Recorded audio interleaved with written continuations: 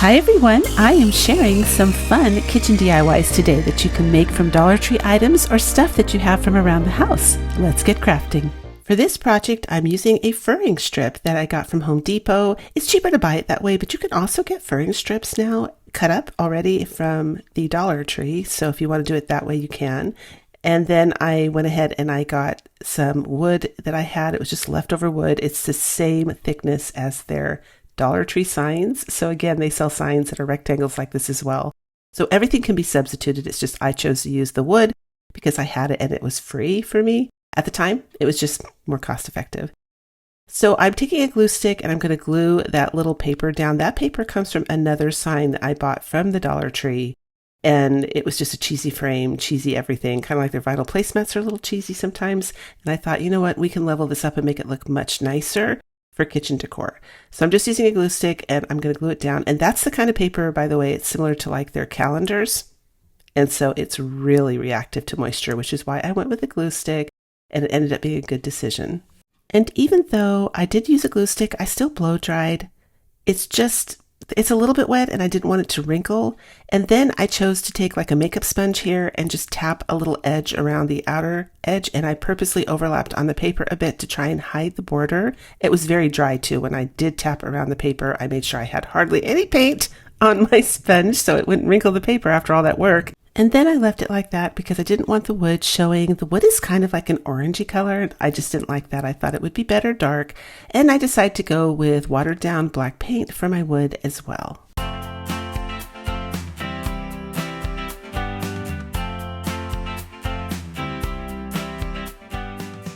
And what you see me doing here is just painting the watered down black paint on and kind of wiping it off with a Kleenex or a tissue. Just so it didn't get too dark on there, and we end up with this end result right here. And I blew dry it a little bit, and then I'm going to put that on as the border, and it just kind of gave a nice aged wood, I guess. So by watering down the black paint, as you can see, it kind of performs more like a stain, and I just preferred that look because it kind of matched the paper. I don't know if you noticed that they tried to make like the print look a little bit aged. So I took the color khaki from Apple Barrel Paint and just added a little bit more. See at the bottom underneath the word home, how they kind of have it look. Again, it's a print, but I think it's supposed to look like what I'm doing with the wood now. So I just kind of wanted everything to be cohesive, get the look. Then we have these rub-on transfers that Dollar Tree used to. I actually bought these a long time ago, and I ended up using some of them on this, and I realized, ooh, Holly, you got to make this a lot lighter, the edge, because you're not going to see that at all. So I went ahead and I lightened it up even more with the khaki color. And you can see on the bottom, I rubbed off a transfer. And then I also put some little accents on the top as well. I'm rubbing off one right there on the top in the center. And then we're going to take one of the little Dollar Tree hearts that they sell, and I glued it in the upper right-hand corner. Lastly, I used some Dollar Tree gingham print ribbon. You can see it in the upper left-hand corner on the table. And I cut it down longways into a little thin ribbon so I could make a tiny bow and cover the hole on that heart. And then I decided you really couldn't see the rub-ons very well still. So I took a Sharpie, it's like a fine tip one, and I outlined it to make sure that it popped a little bit. And we're all done. And I think this one came up so cute. Let me know what you think.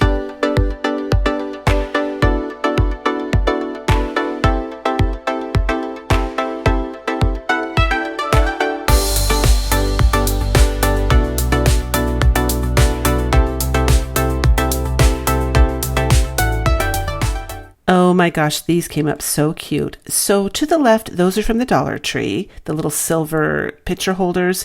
And on the right, that actually came from Dollar General. They're so cute. And this is also a furring strip that I use, except this one is 1 inch by 3 inches. So it's 3 inches wide.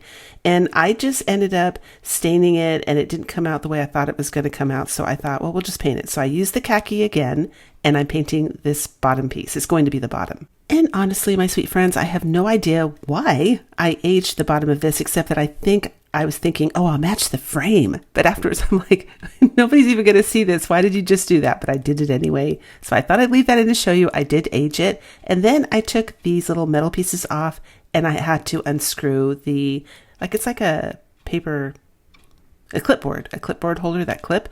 I had to remove it for the next part. And then I just put them back into the frame. So I couldn't have the back be a picture frame back. It didn't look good. I did have to cover it up, and I thought, you know what? I'll just use the craft sticks. That's perfect. It's wood and it'll match. And I'm going to go with the same theme where I watered down my black paint, and I'm going to use it like a stain, and I'm going to stain these up. And it actually looks really good when it's done. It doesn't look bad at all. It just, again, you're not really going to see this part. And the reason I couldn't take the craft sticks all the way down to the bottom is because I'm going to be gluing that directly onto the wood, the furring strip that I also painted and stained. So you'll see again in a minute why I needed that to be the correct. It would have interfered with the measurements too much, and it wouldn't have been as sturdy. So I took these farm animals, I glued them on the front of the metal pieces, and then I'm just gluing these on the side of the wood, just like this. And that glue was strong enough to hold this project together. If you're worried, you can always level it up and get some E6000 or other industrial glue, but we made a napkin holder, and I think this is absolutely adorable. Let me know what you think.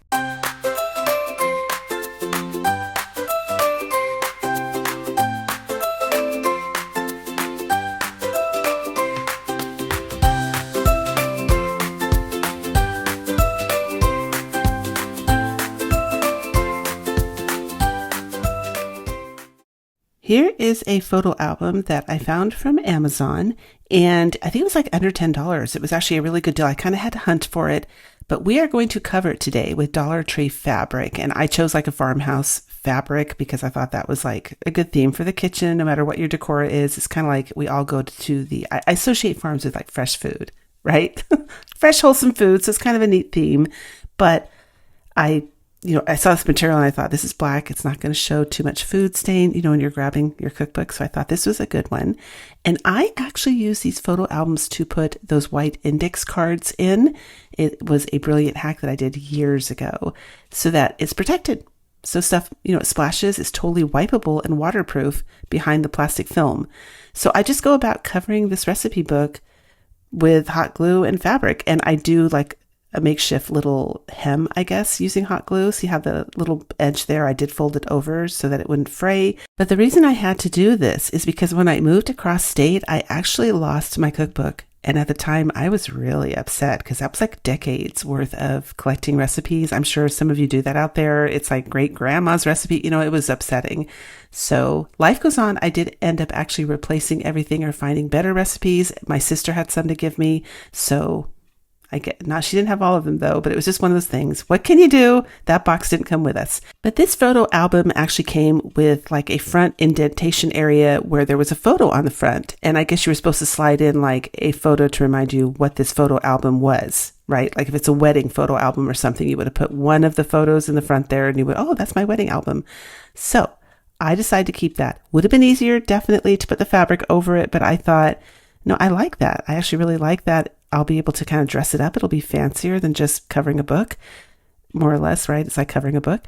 So I had to cut the fabric very close to the edges of that little indentation and glue it down and tuck it really hard and pull it underneath. And it's still holding together 4 years later with all the humidity from the kitchen, etc. It worked fine. And then I took the fake photo that they had in there out, covered it with some cream colored burlap and these little Farm Fresh discs they were selling at Dollar Tree. And I just glued it in the front. And then I still didn't totally like the border. It had some fraying. I just felt like it wouldn't totally, I wasn't sure it would stay for the long haul. You know what I mean? So I took this trim also from the Dollar Tree and I just put a little frame around it because it was also reinforcing it so that it wouldn't lift in the future. And that's it. I just framed around the edges and we have a makeshift cookbook. I love this one. Again, it's a great hack, you guys. If you collect recipes from online, even if you print them up, I usually handwrite again because I can't get it to print on the index cards. I end up having to write it, but you keep them clean and they last forever when you slide them in these little pockets. I think it's a great way to collect your recipes.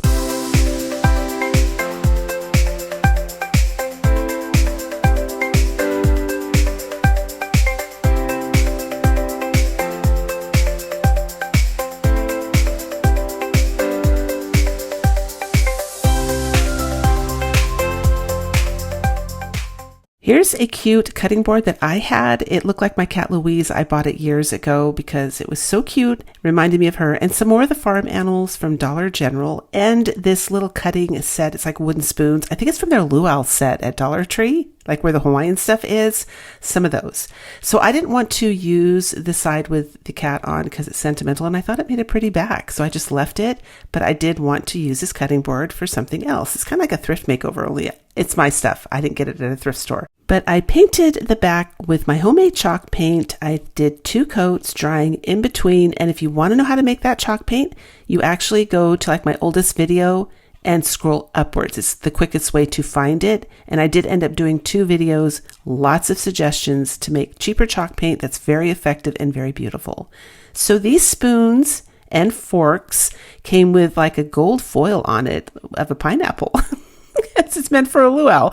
So I just took a little sander that I had and I started sanding off the top down to the wood, and then we're going to give them a lick of black paint.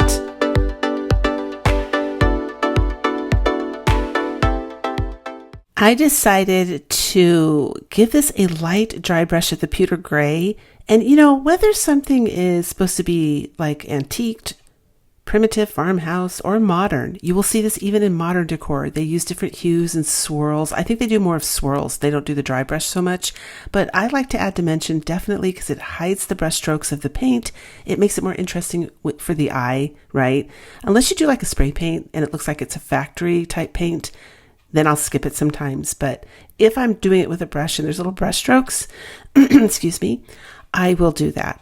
So I took this little cow off of its little, I guess, frame. It had like a chicken wire behind it, or it was supposed to be chicken wire.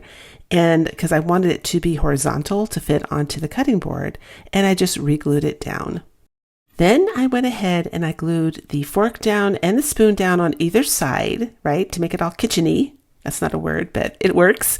And I used this Dollar Tree ribbon right here, made a simple bow. I ducktailed the ends of it and just glued it at the top. And I didn't film it, but I did end up going around with some black paint along the edges, but I think it was a fun project.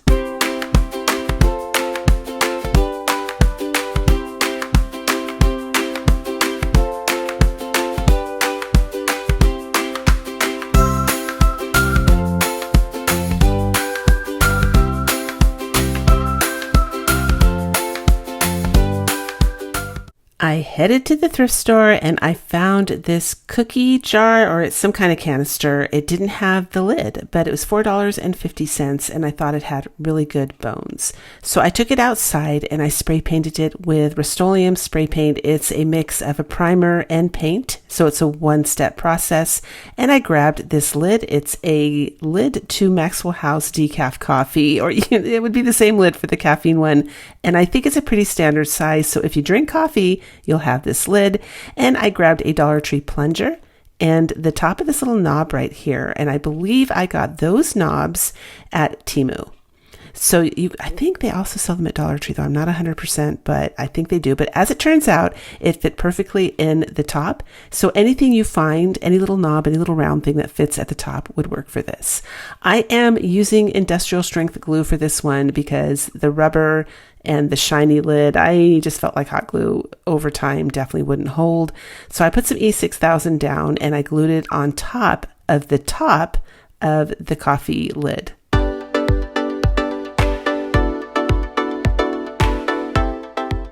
Again, using the E6000, we're going to glue that little knob piece that I chose for the top. And I'm just wiping off the excess glue because it was, I want it to be a smooth surface, and I just wanted there to be plenty of glue to hold it on. Now we're using chalk paint in the color Cottage White. So you may be asking, why are you doing that? I thought you spray painted this. I did, and I did 2 coats, and it was still showing through. So I thought, we got to bring out bigger guns here. I just didn't want to go, I don't think I had any more spray paint left at the time, but I didn't want to put 3 or 4 coats on. So we just did the paint by hand. Now this lid is dry, and now that it's dry, I am going to go ahead and just sponge on some black chalk paint.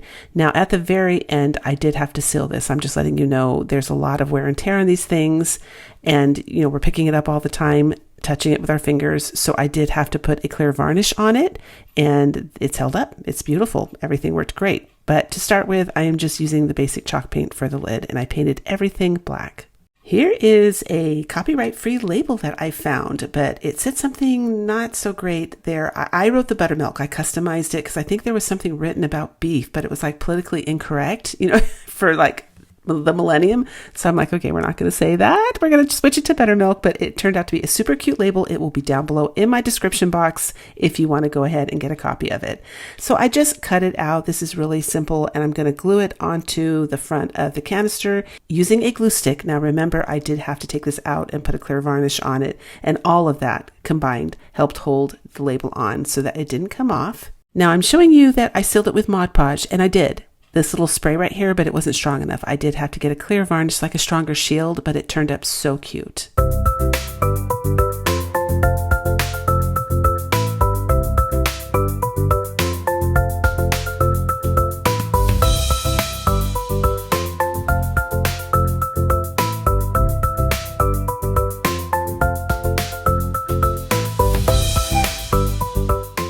I saw this on Pinterest and I loved it, and I knew they were trending. They still sell them at Hobby Lobby. I saw one the other day. This is a lid from a plastic container from Dollar Tree. They come out at Christmas. Maybe they'll bring them out at Easter. They're in red and green, but you're just after the lid part. And then I had some spare wood that I cut in a circle here. So I'm tracing the paper to get a template, but you can also look for a wood round. I believe Walmart's wood round might work for this. It would be a little bit small, but it would be enough sturdiness in the center. It would still work. So I'm using an industrial glue again, E6000, and I'm going to glue the wood down. Now, after it dries, I take the same industrial glue and I'm gluing the glass down. And the glass was also from Dollar Tree. And then I took it outside and I used this spray paint, the forged hammered metal. And that's what I started with as my base coat. And then to get it to match more what I saw, I'm using a makeup sponge and I'm going to attempt to galvanize it. Now, this is a really fun method. You just take pewter gray, black, and some of the silver metallic paint that you buy. That's usually, I believe it's Folk Art makes the metallic ones, but you can look for them anywhere. And you literally just start dabbing them on with the little, you can cut a sponge into a square as well, but I always had better luck with the makeup sponges. And as you can see, I just like polka dotted it basically all over with black and gray. And then the final step was to take a regular sponge and just cover it with metallic silver. And that's how I accomplished the look. So a little backstory trivia with this is I did have to re-glue it down with industrial glue and Mod Podge again because I let it dry outside in super scorching temperatures. And the original glue that I did actually cooked and turned it brown and crispy and the lid popped off. And I'm like, really? So if you spray paint it, do it in a cool environment. Don't leave it outside in hot scorching temperatures. But look at this. Look at how good that came out.